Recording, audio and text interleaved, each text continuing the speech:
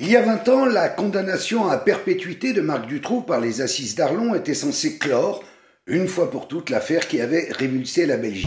Ce cortège déferle alors dans les rues de Bruxelles. Les estimations parlent de plus de 300 000 participants. Pour que plus jamais, jamais, aucun enfant ne vive comme vous, l'enfer sur la terre.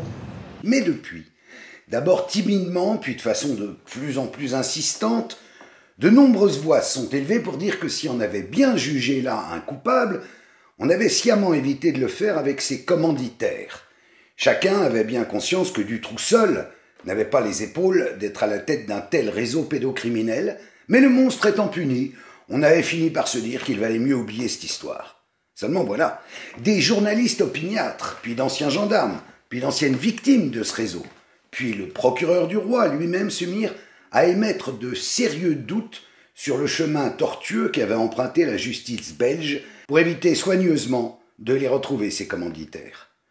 Les gendarmes Aimé Bill et Michel Clip, brusquement écartés de l'enquête dès lors qu'elle remontait trop haut, le psychiatre Marc Ressinger, mis au banc de la société dès lors qu'il défendit la crédibilité d'une victime du réseau, Anneke Lucas, vendu au même réseau dès l'âge de 6 ans, le procureur du roi Michel Bourlet qui attend toujours qu'on expertise les 6000 chevaux retrouvés dans la cage de Dutroux. Tous réclament aujourd'hui qu'on fasse enfin toute la lumière. Il n'est jamais trop tard. Vous allez lire leurs témoignages dans le prochain numéro de l'Envers des Affaires qui sera en kiosque le vendredi 14 juin. Leur certitude d'avoir été flouée, leur colère intacte.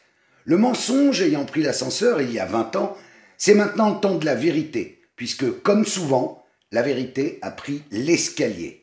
Et Marc Dutroux lui-même, quelle est sa version? Est-ce qu'il est le prédateur isolé ou est-ce qu'il était au service de commanditaires? Sa réponse, dès le vendredi 14 juin, dans l'Envers des Affaires. Il faut une longue cuillère pour dîner avec le diable, dit-on. Je n'en ai pas eu besoin. Nous n'avons pas dîné avec Marc Dutroux. Notre échange a été épistolaire au travers de son avocat, maître Daillez. Je lui ai envoyé mes questions et Dutroux a pris son temps pour y répondre, à sa façon. C'est-à-dire en n'y répondant pas précisément, mais en m'inondant d'une centaine de pages griffonnées, de son écriture appliquée accompagnée de moult documents divers, procès-verbaux annotés, vieilles photos de lui construisant un mur, lettres de sa femme, de Michel Nioul, extraits divers de missives envoyées par lui. Des pages reçues encadrées par ses ongles longs, puisque toute cette prose a été photographiée avec un téléphone mobile, Dutroux tenant chaque page une à une.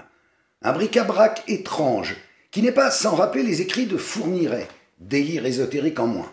Dutroux, à l'isolement depuis 28 ans, ressasse inlassablement son affaire depuis. Son style écrit est étonnamment travaillé, fortement empreint des tournures juridiques, des procès-verbaux qu'il relie inlassablement. Charge à moi de remettre de l'ordre dans cette logorée et de tenter d'y faire coïncider mes questions, car Dutroux ne répond qu'à ce qu'il veut. Tout ce qui est à charge dans son dossier lui est évidemment insupportable. Dès lors, il a tendance à se dédouaner, éluder, ou à ne pas en parler. À le lire, on aurait presque l'impression qu'il n'a rien fait. Et ces dénégations n'en sont que plus pénibles eu égard au calvaire enduré par les familles et les victimes. Certains passages sont même si atroces que je ne les ai pas reproduits dans l'Envers des Affaires. De toute façon, le but de cette interview n'est en aucune façon de le blanchir ou de le réhabiliter, puisqu'il est et qu'il reste foncièrement un psychopathe, un pervers et un assassin. Non, le but de cette interview, c'est d'entendre ce que Dutroux a à dire sur les commanditaires des enlèvements de mineurs qu'il a commis ou auxquels il a été mêlé. Qu'il nous décrive le système pédocriminel dont il n'était qu'un maillon avant de devenir, d'un coup de baguette magique, grâce à une procédure entachée de nombreux dysfonctionnements, puis lors de son procès, le principal organisateur.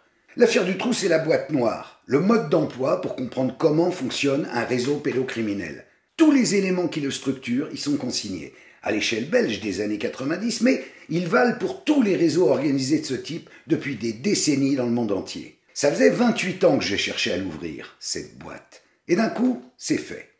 C'est Marc Dutroux qui, de guerre lasse, excédé de porter un chapeau 100 fois trop grand pour lui, pour sa petite tête d'homme, des basses œuvres, nous en donne les clés. Pour la première fois, il raconte comment fonctionnait ce réseau, le rôle qu'il y tenait.